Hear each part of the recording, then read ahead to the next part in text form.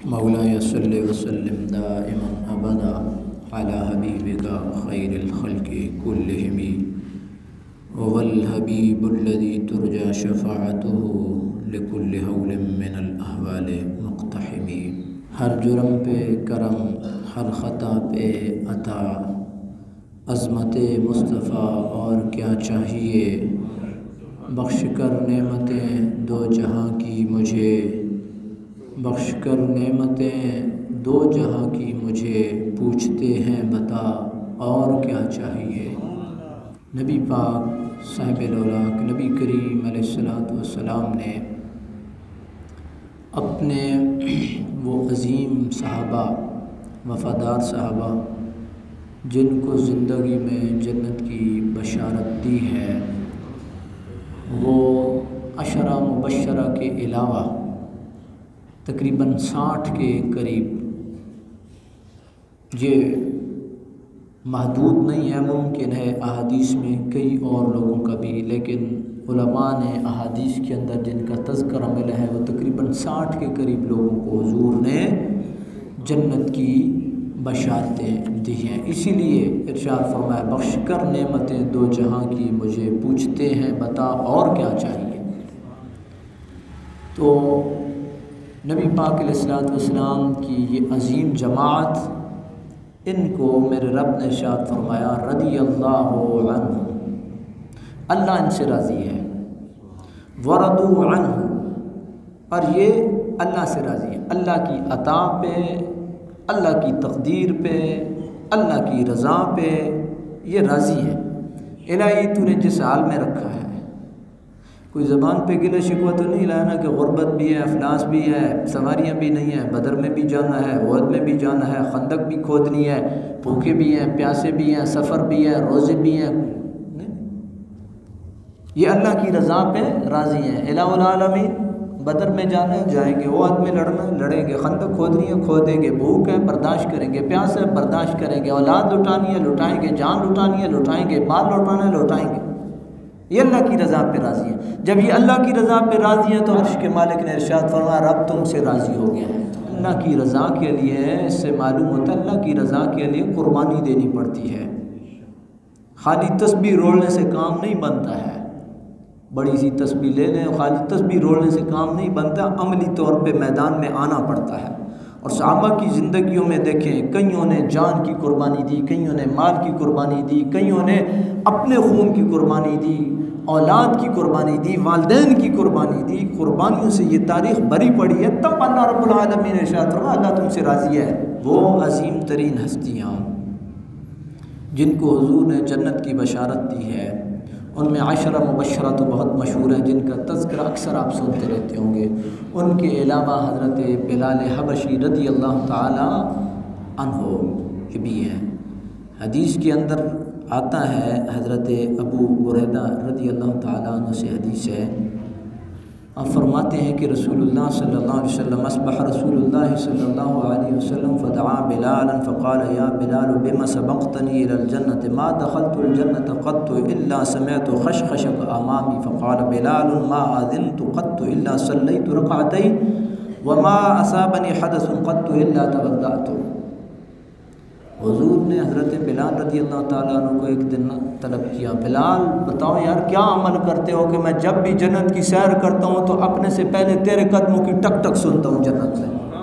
یہ کیسے عظیم نبی ہیں کہ جو فرش کے اوپر بیٹھ کر کے بھی عرش کی سیریں کریں، جنت کی سیریں کریں، اور اپنے غلاموں کی جو ٹک ٹک کی آواز ہے، قدموں کی آہٹ ہے، وہ پہلے سنیں۔ تو حضرت بلال حبشی رضی اللہ تعالیٰ عنہ نے کہا یا رسول اللہ صلی اللہ علیہ وسلم، میں جب بھی اذان دیتا ہوں نا تو پھر 2 رکعت نماز نفل پڑھتا ہوں، ایک بات یہ ہے۔ دوسرا، میں جب بھی میرا وضو ٹوٹتا ہے تو میں فوراً وضو کر لیتا ہوں۔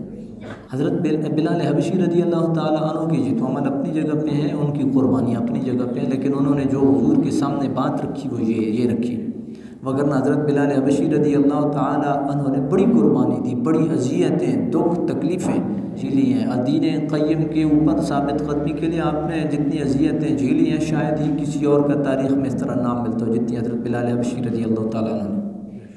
یہ دیکھیں اذان کی فضیلت کتنی ہے، اور یہ مؤذن رسول صلی اللہ علیہ وسلم ہیں جن کے پاؤں کی آہٹ، جن کے قدموں کی چاپ حضور جنت میں سن رہے ہیں۔ آپ صلی اللہ علیہ وسلم کے ایک اور ارشاد ہیں، حضرت عبداللہ بن عمر، حضرت عمر کے بیٹے وہ روایت کر رہے ہیں، آپ کہتے ہیں کہ قیامت کے دن حضرت بلال اپنی سواری پہ آئیں گے، ان کے ہاتھ میں جھنڈا ہوگا اور تمام مؤذنین ان کے پیچھے ہوں گے اور وہ سب کو جنت میں داخل کرائیں گے، کہ یہاں تک کہ وہ بندہ جس نے 40 دن فجر کی اذان دی ہے نا، تو وہ بھی ان کی جو ہے اس پارٹی میں اور ان کے اس گروپ میں شامل ہوگا، اس کو بھی جنت میں لے کر کے جائیں گے۔ یہ ہے حضور کے وہ وفادار صحابہ، حضور کے وہ عظیم خدمت گزار۔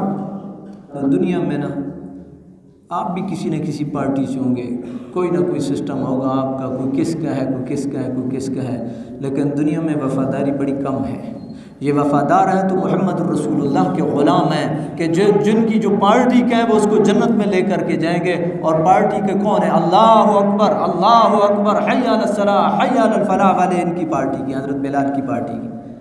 وگرنہ یہاں تو جب آخری وقت آتا ہے نا تو آپ کے سامنے ہی ہے، پھر ایئرپورٹ پہ صرف بیٹا ہی ریڈی لے کر کے جاتا ہے، کوئی اس کو ٹاٹا کرنے کے لیے بھی کوئی نہیں جاتا ہے۔ ساری زندگی جو ہے وہ پارٹی کے اس کے پیسوں سے چلتی ہے، اور آخری وقت میں کوئی اتنی وفا نہیں نبھاتا ہے کہ چلو یار اس کو جو ہے وہ اللہ حافظ ہی کر دو۔ لیکن وفا دیکھنی ہے تو محمد رسول اللہ کے غلاموں کے اندر دیکھیے، حضرت بلال حبشی حضور کے مؤذن ہیں، اور قیامت تک جو مؤذن ہوگا کسی بھی مسجد کا ہوگا، اللہ رب العالمین کے یہ پیارے دوست جو ہے وہ حضور کے یہ پیارے دوست اور اللہ کے یہ برگزیدہ بندے اس کو اپنی پارٹی میں شامل کریں گے اور اس کو جنت کے اندر داخل کرائیں گے۔ یہ وفا ہے ان غلاموں کے اندر، اسی لیے رب العالمین نے ان سے ارشاد فرمایا اللہ تم سے راضی ہے۔ دین اسلام میں نا ایک بڑی بنیادی چیز ہے، یہاں شکل، صورت، رنگ، نسل، پیسہ، قد کاٹ یہ نہیں دیکھا جاتا ہے، یہاں دلوں کو دیکھا جاتا ہے۔ اور حضرت بلال حبشی جیسے بندے کو محمد الرسول اللہ کہتے ہیں، بلال چلو کعبے کی چھت پہ چڑھو اور اذان دو۔ یہ قربانیاں دینے والا بندہ، یہ حبشی غلام جو بکا کر کے آیا ہے، جس کو کولوں پہ لٹایا گیا ہے، جس کو تپتی ریت پہ لٹایا گیا ہے، جس کو سنگریزوں پہ لٹایا گیا۔ آپ یاد کبھی دیکھو نا، آپ مکہ میں جاتے ہو، خدا کی قسم آپ کے جوتے گم ہو جاتے ہیں، اور اگر آپ شیڈ کے نیچے سے کہیں آپ باہر آ جاتے ہو تو آپ کے پاؤں جلنے لگتے ہیں۔ کتنی گرمی ہے وہاں اس علاقے میں، آپ کے اندر ہمت نہیں ہوتی کہ آپ سڑک کے اوپر پیدل چلو اگر آپ کا جوتا گم ہو گیا ہے۔ تو برادران اسلام، یہ اتنی تکلیفیں برداشت کرنے والا پھر قیامت کے دن بڑے شان سے تو آئے گا نا، بڑے ناز نخرے سے تو آئے گا نا۔ اور پھر ایسے لوگوں کے بارے میں قرآن کہتا ہے اس بندے کی گفتگو سے کس کی اچھی گفتگو ہو سکتی ہے، اس کی بات سے کس کی اچھی بات ہو سکتی ہے، اس کے بول سے کس کا اچھا بول ہو سکتا ہے۔ دعا الی اللہ، جو اللہ کی طرف بلاتا ہے، اس کی بات اچھی، اس کی گفتگو اچھی، اس کا قول اچھا، اس کی پکار اچھی۔ بہترین گفتگو دیکھنی ہے، بہترین پکار دیکھنی ہے، بہترین بات دیکھنی ہے، اس کی دھن دیکھو جو اللہ اکبر، اللہ اکبر، حی علی الصلاۃ، حی علی الفلاح خیر۔ یہ حضور کے وہ غلام ہیں جن کو حضور نے جنت کے اندر جو ہے وہ دنیا کے اندر رہ کر کے جنت کی بشارت دی ہے۔ اس کے علاوہ حضرت عمار بن یاسر ہیں رضی اللہ تعالیٰ عنہ، بنیادی طور پہ یہ یمن سے مائیگریٹ کر کے مکہ میں آ کر کے آباد ہوئے تھے، اور بڑی تکالیف انہوں نے بھی جھیلی دین اسلام کے اندر۔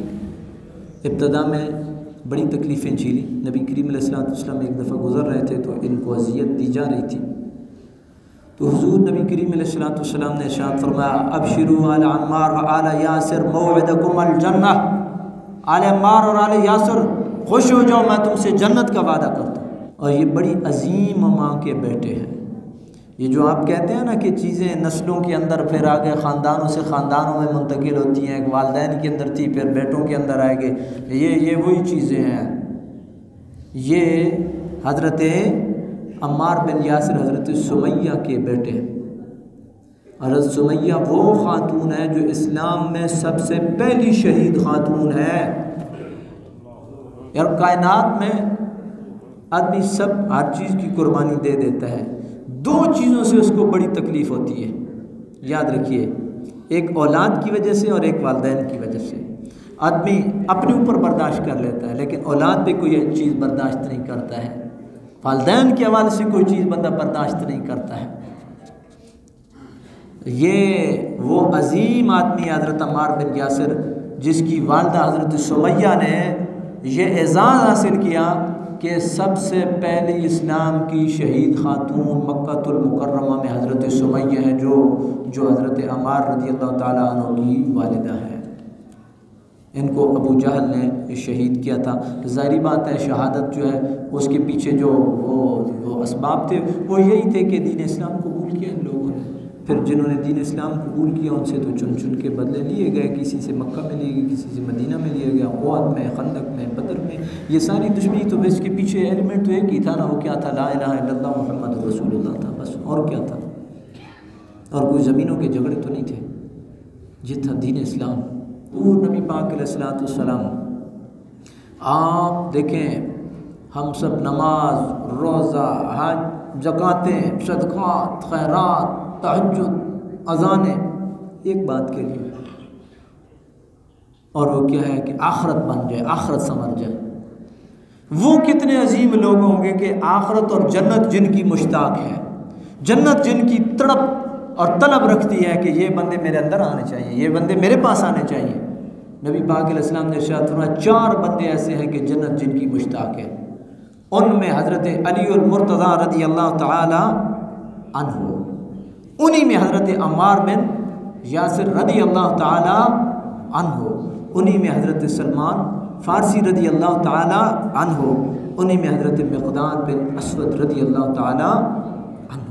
حضور نے ارشاد فرمایا یہ 4 بندے ایسے ہیں کہ جنت جن کی مشتاق ہے۔ حدیث ہے ان اللہ لا ينظر الى صورکم واجسادکم، اللہ کی ذات تمہاری شکلوں کو نہیں دیکھتی ہے، تمہارے جسموں کو نہیں دیکھتی ہے، تمہاری صورتوں کو نہیں دیکھتی ہے، ولکن ينظر الى قلوبکم، وہ تمہارے دلوں کو دیکھتا ہے رب۔ دیکھیں نا، یہاں قوم نہیں ہے، قبیلہ نہیں ہے، کوئی اور سلسلہ نہیں ہے، امیری غریبی نہیں ہے، یہاں پہ یہ دیکھا جا رہا ہے کہ دین اسلام کے ساتھ کون کتنا وفادار ہے اور کون کتنا جو ہے وہ دین اسلام کے ساتھ مخلص ہے۔ حضرت سلمان فارسی وہ مکہ کے تو نہیں تھے، وہ مدینہ کے بھی نہیں تھے، وہ تو ایران والی سائڈ سے جو ہے مائیگریٹ کر کے گئے تھے، اور نبی پاک علیہ الصلوۃ والسلام نے ان کو یہ اعزاز دیا۔ حضور نے ارشاد فرمایا سلمان منا من آل البیت، یہ سلمان ہم سے، یہ ہمارے گھرانے کا فرد ہے، بخش کر نعمتیں 2 جہاں کی مجھے پوچھتے ہیں بتا اور کیا چاہیے۔ یہ بھی حضرت عمار بن یاسر رضی اللہ تعالی عنہ وہ عظیم ہستی ہیں کہ جن کو نبی پاک صاحب الاولاد نبی کریم علیہ الصلوۃ والسلام جو ہے آپ نے جنت کی بشارت دی، اور حضور نے ارشاد فرمایا تمہارے ساتھ جنت کا میرا وعدہ ہے۔ اس کے علاوہ حضرت جعفر الطیار ہے، یہ حضور نبی کریم علیہ الصلوۃ والسلام کے کزن تھے، آپ کے چچا کے بیٹے تھے، حضرت علی المرتضیٰ رضی اللہ تعالیٰ عنہ کے بھائی تھے۔ ان کے بارے میں نبی پاک علیہ الصلوۃ والسلام کی ایک حدیث پاک ہے، حضور نے ارشاد فرمایا رأیت جعفرا یطیر فی الجنۃ مع الملائکہ، حضور نے ارشاد فرمایا کہ میں کیا دیکھتا ہوں کہ میں جعفر کو جنت کے اندر جو ہے وہ پروں سے فرشتوں کے ساتھ اڑتا ہوا دیکھ رہا ہوں۔ اس کے پیچھے وجہ تھی کہ آپ غزوہ موتا کے مقام پر آپ شہید ہوئے۔ نبی پاک علیہ الصلوۃ والسلام کے آپ دیکھیں حضور نے ارشاد فرمایا کہ سپہ سالاری اور قیادت میں زید بن حارثہ کے سپرد کر رہا ہوں، جھنڈا ان کو دے رہا ہوں، اگر یہ شہید ہو جاتے ہیں تو پھر حضرت جعفر الطیار سنبھالیں گے، یہ بھی شہید ہو جاتے ہیں تو پھر عبداللہ بن رواحہ سنبھالیں گے، اور اگر وہ بھی شہید ہو جاتے ہیں تو پھر مسلمان اپنی باہمی مشاورت سے یہ طے کریں گے کہ اب جو ہے وہ جھنڈا کس کو دینا ہے اور لیڈر کون ہوگا۔ تو غزوہ موتا کے موقع پر حضرت زید بن حارثہ شہید ہوئے۔ نبی کریم علیہ الصلوۃ والسلام نے اپنے ساتھیوں کو خبر دی کہ زید بن حارثہ شہید ہو گئے، اور جھنڈا حضرت جعفر الطیار کے ہاتھ میں۔ حضور نبی کریم علیہ الصلوۃ والسلام کی آنکھوں سے آنسو جاری تھے، حضور نے ارشاد فرمایا زید شہید ہو گئے، اور جھنڈا جعفر نے تھاما۔ جب وہ شہید ہو گئے ان کا بازو کٹ گیا تھا، وہ شہید ہوئے تو نبی پاک علیہ السلام نے ارشاد فرمایا جعفر بھی شہید ہو گیا، اور اب جھنڈا عبداللہ بن رواحہ کے پاس ہے۔ جب وہ بھی شہید ہو گیا تو نبی کریم علیہ السلام نے ارشاد فرمایا کہ عبداللہ بن رواحہ بھی شہید ہو گئے۔ اور یہ ذہن میں رکھیے گا کوئی قاصد خبر نہیں لایا تھا، اتنی امیڈیٹ اس دور میں آپ تصور کریں کہ فوراً خبر آ جائے یہ اللہ رب العالمین کے پیارے حبیب کا وہ اللہ کی مہربانی تھی کہ مکہ میں بیٹھ کر کے وہ مشاہدہ کر رہے ہیں کہ میرے امتی اور میرے غلام جو ہے اور وہ ان کے ساتھ کیا بیت رہی ہے برادران اسلام، یہ محمد رسول اللہ صلی اللہ علیہ وسلم کی عظیم غلام حضرت جعفر الطیار رضی اللہ تعالی عنہ، ان کا بازو کٹائی شہید ہوئے۔ حضرت زید بن حارثہ یہ وہ صحابی ہیں واحد جن کا نام قرآن مجید میں آتا ہے فلما قضا زید، اور کسی صحابی کا نام قرآن میں نہیں آتا۔ ان کے اوصاف آتے ہیں، ان کی نشانیاں آتی ہیں، ان کی مدح آتی ہے، نام اگر کسی کا ملتا ہے تو وہ یہ حضرت زید رضی اللہ تعالی عنہ ہے۔ ایک شرف حضرت سیدنا صدیق اکبر رضی اللہ تعالی عنہ کو بھی حاصل ہے، اور وہ شرف یہ ہے کہ ان کے لیے لفظ صاحب کا لفظ اگر کسی کے لیے قرآن میں استعمال ہوا ہے تو وہ حضرت سیدنا صدیق اکبر ہیں، اور اگر نام کسی کا ہے تو وہ حضرت زید رضی اللہ تعالی عنہ ہے۔ یہ اعزاز ہے حضرت زید رضی اللہ تعالی عنہ کا۔ حضرت جعفر الطیار رضی اللہ تعالی عنہ، آپ کے بازو کٹے، آپ شہید ہوئے، پھر اللہ رب العالمین نے ان بازوؤں کو پر بنا کر کے آپ کو جنت کی سیر کرائی ہے۔ اس جنگ کے موقع پہ چوتھے نمبر پہ کمان سنبھالنے والے حضرت خالد بن ولید رضی اللہ تعالی عنہ تھے۔ حضرت خالد بن ولید رضی اللہ تعالی عنہ، اس سے پہلے حضرت جعفر الطیار کے حوالے سے ایک حدیث میں آپ کی گوش گزار کرتا چلوں۔ حضرت ابو ہریرہ کہتے ہیں کہ نبی پاک علیہ الصلوۃ والسلام کی یہ صحابی کان جعفر یحب المساکین ویجلس الیہم ویحدثهم ویحدثونه وکان رسول اللہ صلی اللہ علیہ وسلم یکنیہ بأبی المساکین۔ حضرت ابو ہریرہ کہتے ہیں حضور کا یہ سنگی جو تھا نا، یہ یحب المساکین، کمزور لوگوں کو پسند کرتا تھا، مسکین لوگ، کمزور لوگ ان کو پسند کرتے تھے، ان کے ساتھ بیٹھتے تھے، وہ اپنے دکھڑے ان کو سناتے تھے، یہ اپنے دکھڑے ان کو سناتے تھے۔ یہ کون ہے؟ حضرت جعفر الطیار ہے۔ احباب کبھی بھی یہ مت سوچو اس کے کپڑے میلے ہیں، یہ کمزور ہے، یہ ہمارے سٹیٹس کا نہیں ہے۔ سٹیٹس کیا چیز ہوتی ہے؟ سٹیٹس دیکھ رہا ہو تو ان کا دیکھو جن کے آخری سانس ہوتے ہیں، پھر دیکھو گے سٹیٹس کیا ہوتا ہے۔ سٹیٹس کو مانا نہیں رکھتا ہے بھائی، ہم خاک ہیں اور خاک ہی ماوا ہے ہمارا، خاکی تو وہ آدم جد اعلیٰ ہے ہمارا، ہماری ابتدا بھی مٹی ہے، ہماری انتہا بھی مٹی، اور ہم نے مٹی ہو جانا ہے۔ امیر کبیر، بادشاہ، وزراء، دولت مند، بڑے بڑے جرنیل سب مٹی میں مل گئے ہیں۔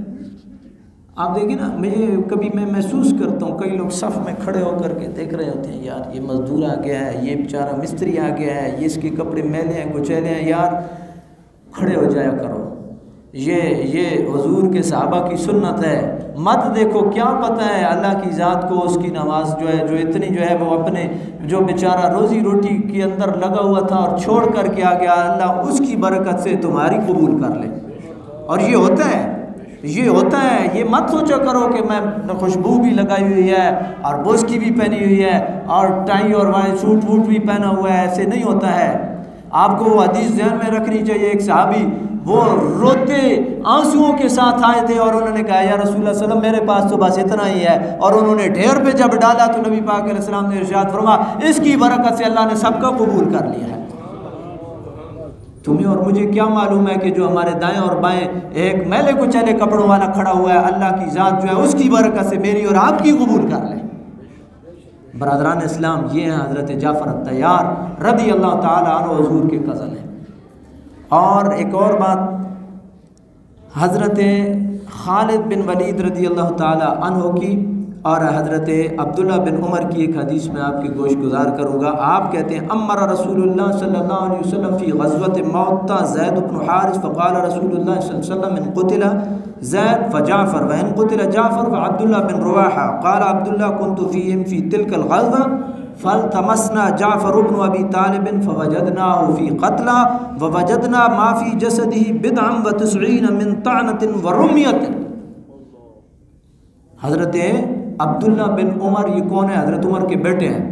یہ کہہ رہے ہیں کہ نبی پاک علیہ السلام کو، پہلے میں آپ کی گوشت گزار کر چکا ہوں کہ حضور نے فرمایا کہ جو ہے زید بن حارثہ ہوں گے وہ شہید ہو جاتے ہیں، تو پھر جعفر الطیار ہوں گے وہ شہید ہو جاتے ہیں، تو پھر عبداللہ بن رواحہ ہوں گے. تو کہتے ہیں کہ جب حضرت جعفر الطیار شہید ہو گئے نا، تو ہم نے دیکھا کہ جعفر کدھر ہیں. ہم نے دیکھا جہاں پہ شہداء پڑے ہوئے تھے وہاں ہم نے ان کو دیکھا.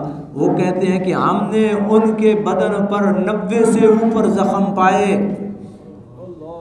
90 سے اوپر زخم جھیلنے والا غزوہ موتا میں پھر وہ جنت کے ساتھ جو ہے اندر جو ہے فرشتوں کے ساتھ اڑتا ہے، وہ فرشتوں کے ساتھ اڑتا ہے. ڈمکڑے مارنے والا اور گیم میں کھیلنے والا اور غلڑ بازی کرنے والا وہ جنت میں اس طرح پھر نہیں اڑتا ہے. پھر آگے دوسری بات، حضرت خالد بن ولید نے چوتھے نمبر پہ کمان سنبھالی ہے، اور حضرت خالد بن ولید کے ہاتھ میں اس غزوہ موتا کے موقع پہ 9 تلواریں ٹوٹی ہیں. 9 تلواریں ٹوٹی ہیں. یہ وہ عظیم جرنیل اسلام کا جس نے کوئی جنگ نہیں ہاری ہے، کوئی جنگ نہیں آ رہی ہے، اور اس کو یہ دکھ رہا ہے کہ میں تبھی موت اس دنیا سے جا رہا ہوں. اور انہوں نے شکوہ بھی کیا کہ موت اب آئی ہے جب میں کمزور ہو گیا ہوں، میں نے تو بڑے بڑے مارکے مارے، اس وقت کیوں نہیں آئی ہے. یہ وہ دلیر آدمی تھا. برادران اسلام، جب بات دین کی ہوگی، جب بات جعفر الطیار کی ہوگی تو پھر ان کے غلام پیدا ہوں گے. پھر جب بات خالد بن ولید کی ہوگی تو پھر ان کے غلام پیدا ہوں گے. پھر بات عمار بن یاسر کی ہوگی تو ان کے غلام پیدا ہوں گے. بات بلال حبشی کی ہوگی تو ان کے غلام پیدا ہوں گے. اور اگر پرموٹ آپ نے کسی اور چیز کو کرنا ہے، آپ نے کسی اور چیز کو پرموٹ کرنا ہے، اور پھر آپ یہ توقع رکھیں کہ یہاں سے جعفر الطیار کے غلام اٹھیں گے، یہاں سے بلال حبشی کے غلام اٹھیں گے، عبداللہ بن رواحہ کے چاہنے والے یہاں سے اٹھیں گے، ایسے نہیں ہوتا ہے. ایسے نہیں ہوتا ہے. جس چیز کو آپ پرموٹ کریں گے اس کا رزلٹ اور اس کا نتیجہ جو ہے وہ آپ سامنے پائیں گے. یہ وہ صحابہ تھے جنہوں نے اپنی زندگیاں، اپنے جان، اپنی مال، اپنا سب کچھ جو ہے وہ داؤ پہ لگایا ہے. ان کے بھی بچے تھے، ان کے بھی بچے تھے. اور یہ جو ایک طبقہ جو حکمت عملی کا بڑا ٹھرکی ہے، مولانا حکمت عملی سے، مولانا حکمت عملی سے. اور حکمت عملی ادھر اگر غزوہ موتا میں مسلمانوں کی تعداد دیکھیں اور دوسری طرف دشمن کی تعداد دیکھیں تو حکمت عملی کا تو سوال ہی پیدا نہیں ہوتا. حکمت عملی تو یہی تھی کہ باتوں میں وہ باتیں کر کے واپس آ جاتے اور یا رسول اللہ صلی اللہ علیہ وسلم یہ تو بڑی تعداد میں ہے، لڑ پڑے اور جنگ جیت کر کے آئے. ادھر ہزاروں میں ادھر لاکھوں میں. ایک بندہ ہے جو کھڑے ہو کر کے جو ہے وہ کر رہا ہے، جنگ کر رہا ہے، اور 9 تلواریں جو ہے وہ توڑ رہا ہے. بابا خادم نے صحیح کہا تھا کہ حضرت خالد بن ولید کے ہاتھ میں تلواریں ٹوٹی تھی، بلے نہیں ٹوٹے تھے. یہ آپ دیکھیں نا، ابھی ناموس رسالت کا مسئلہ ہے. میں چھوٹا سا کمپیریزن آپ کے سامنے رکھ رہا ہوں. شعیب اختر کے ساتھ کسی نے کیا ہے نا، سارے چو چو چو ٹاں ٹاں ٹاں ٹاں جو ہے ہر طرف سے ٹاں ٹاں ٹاں ٹاں شروع ہوئی ہے. شعیب اختر کیا ہے، اس کی حیثیت کیا ہے، اور محمد رسول اللہ کے غلاموں کی کیا حیثیت ہے. یہ تو وہ عظیم لوگ ہیں جو محمد رسول اللہ کے غلام ہیں، جو حضرت جعفر کے چاہنے والے ہیں، عبداللہ بن رواحہ کے چاہنے والے ہیں، سلمان فارسی کے چاہنے والے ہیں. شعیب اختر کی حضور کی عزت پہ بات ہے، کوئی نہیں بولے گا، کوئی کلپ بھی اپلوڈ نہیں کرے گا، کوئی باہر پروٹیسٹ کے لیے بھی نہیں آئے گا، کوئی کالم لکھنے کے لیے تیار بھی نہیں ہوگا. حضور کی عزت کی بات ہے. آپ نے جو اسٹریٹجی اپنانی ہے بناؤ، حضور کے غلام بن کے ثابت تو کرو نا. جس کام کے لائق میں ہوں میں کروں گا، جس کام کے لائق آپ ہیں آپ کریں. لیکن اتنی بات تو ہے، شعیب اختر کی عزت سب کو پیاری ہے، لیکن محمد رسول اللہ کی ناموس کے لیے کوئی ٹس سے مس نہیں ہوتا ہے. تھوڑا سا ٹسٹر مار کے دیکھیں کہ ایمان کی حرارت کتنی ہے. ادھر اعلان ہو جائے مسجد میں جلسہ ہے، آج عظمت صحابہ پہ بات ہوگی، آج عظمت رسول پہ بات ہوگی. 10 بندے، 20 بندے، 50 بندے، 100 بندے. ادھر کرکٹ کا میچ ہو، سارے بوڑھے بھی کیا، وہ بڈھے 70 سال والے، 80 سال والے ٹی ویوں کے سامنے بیٹھی ہوئی ہیں. روٹی بعد میں کھائیں گے، پانی بعد میں پئیں گے، پہلے یہ فیصلہ ہو لینے دیں. جب آپ قوم کو ادھر لگائیں گے تو پھر ایسے لوگ پیدا ہوں گے. لیکن اگر آپ قوم کو یہ بتائیں گے کہ ان دین اسلام کے لیے ان لوگوں نے اتنی قربانیاں دی ہیں، تو پھر برادران اسلام دین کا درد رکھنے والے لوگ پیدا ہوں گے. یہ میرے دل کا درد ہے، بہت معذرت سے. آپ دیکھ لیں، کوئی اسلامی جلسہ کر کے دیکھ لیں. ہمارے علاقوں میں ایک ہوتا ہے، ہم وہ بیل و شیلوں کی دوڑ اور وہ تماشا وہ ہوتا ہے، لاکھوں لوگ کر رہے ہوتے ہیں. 3 بھینسیں انعام، گاڑیاں انعام، سکوٹر انعام، اور پتہ نہیں کہاں کہاں سے لوگ آ جاتے ہیں، اور آپ دیکھ لیں، چھوڑ دیں، میلاد سے ہو سکتا ہے کسی کو ذہنی اختلاف ہو، سیرت سے کسی کو ذہنی اختلاف ہو، حی علی الصلاح حی علی الفلاح سے تو کسی کو کوئی اختلاف نہیں ہے نا، تو کتنے لوگ آتے ہیں اس پکار پہ، کتنے لوگ آتے ہیں اس پکار پہ؟ ٹسٹر مار کے دیکھیں کیا کہ اس بات کو گڑبڑ تو نہیں ہے، کرنٹ آ رہا ہے ایمان والا کہ کوئی نہیں آ رہا ہے؟ برادران اسلام، یہ محمد رسول اللہ کے غلام ہیں جو اپنے بازو کٹوا گئے، جو تلواریں توڑ گئے اور یہ ثابت کر گئے کہ محمد سے وفا تو نے تو ہم تیرے ہیں، یہ جہاں چیز ہے کیا لوح و قلم تیرے ہیں، پھر لوح بھی تیرا ہے قلم بھی تیرا ہے، پھر تقدیر کا تو محتاج نہیں ہوگا، تو اپنی تقدیر خود اپنے ہاتھ سے لکھے گا۔ برادران اسلام، آپ دیکھیں یہاں جوڈیشری کے بارے میں کوئی بات نہیں کر سکتا ہے، سو موٹو ایکشن ہو جاتا ہے، فوج کے بارے میں کوئی بات نہیں کر سکتا ہے، وہاں ایجنسی اٹھا کر کے لے جاتی ہیں، پھر لید ہے کہ یہ حضور نبی پاک علیہ السلام کی ذات گرامی کی کیا ہوا؟ کیا ہر بندے کو ہم آزاد چھوڑ دیں گے کہ جو جس کے من میں آئے وہ بات کرے؟ کیا حضور کے صحابہ کے بارے میں گستاخی 12 قومیں نہیں ہوئی ہے؟ کتنے لوگ اٹھے ہیں؟ کیا یہ وہ عظیم جماعت نہیں ہے جن کو قرآن نے کہا رضی اللہ عنہ ورضوا عنہ؟ کتنے لوگوں کے اندر ایمان کی جو حرارت تھی اس نے شعلہ مارا ہے، کون اٹھا ہے اس کو روکنے کے لیے؟ اس کو تو گورنمنٹ نے پروٹوکول دے کر کے باہر بھیج دیا۔ برادران اسلام، نہ عزت رسول پہ عرفانے دیں گے، نہ عزت صحابہ پہ انشاءاللہ عرفانے دیں گے، اور نہ عزت اہل بیت پہ عرفانے دیں گے۔ یاد رکھیے یہ حضور نبی پاک علیہ السلام کے نام پہ ملک بنا ہے، ہم سب لوگوں کو جنہوں نے، اور ایک اور بات، سب سے بڑا واویلا پروپیگنڈا معیشت کا ہوتا ہے۔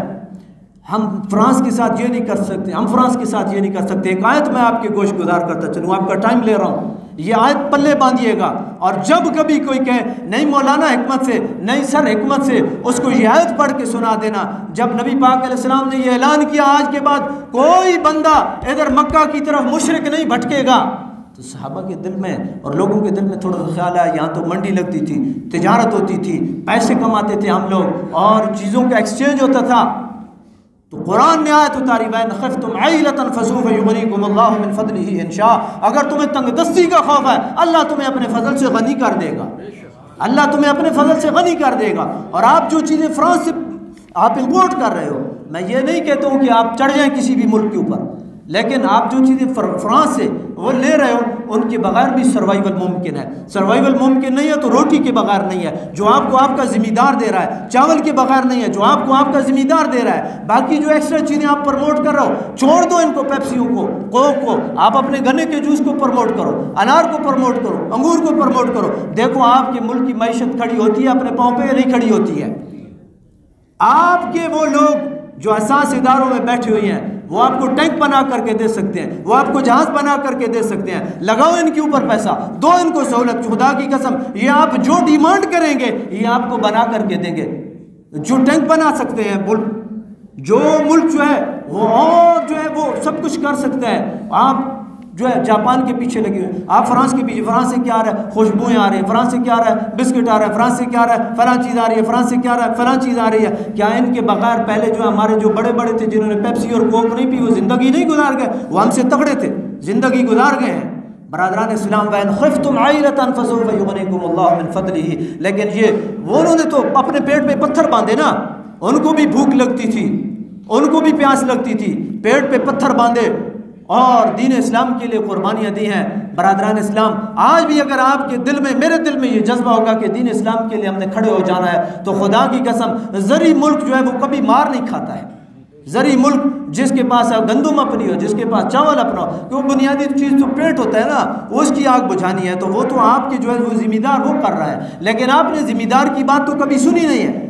آپ نے پروموٹ کیا تو کرکٹ کو، آپ نے پروموٹ کیا تو ہاکی کو، اور آپ نے وہ جو آزاد کام کر رہے تھے آپ کے ادارے، آپ نے ان کے اوپر بھی لا کر کے ایک مصیبت جو ہے وہ اپنے لوگوں کو کھپانے کے لیے وہ بٹھا دی ہے ان کے سر پہ بھی، وہ بھی ابھی جو ہے وہ اپنی مرضی سے کام نہیں کر سکتے ہیں بیچارے، حالانکہ انہوں نے آپ کے ملک کے دفاع کو ناقابل تصویر بنایا۔ جو یہ سب کچھ بنا سکتے ہیں وہ آپ کو یہ چیزیں جو آپ فرانس سے کر سکتے ہیں وہ نہیں بنا سکتے، بنا سکتے ہیں لیکن آپ چاہتے نہیں ہیں، کیونکہ کمیشن سلسلہ بند ہوتا ہے، وہ تو ملک کے ساتھ مخلص ہیں۔ لیکن جس بندے نے پی ایچ ڈی باہر سے کیا اور ملک میں آ کے سرو کر رہا ہے تو وہ لاکھوں تنخواہ باہر لے سکتا تھا، لیکن قوم کے اوپر اس کا احسان ہے، قوم کے اوپر احسان ہے، اور یہ وہی حقیقی مجاہدین ہیں۔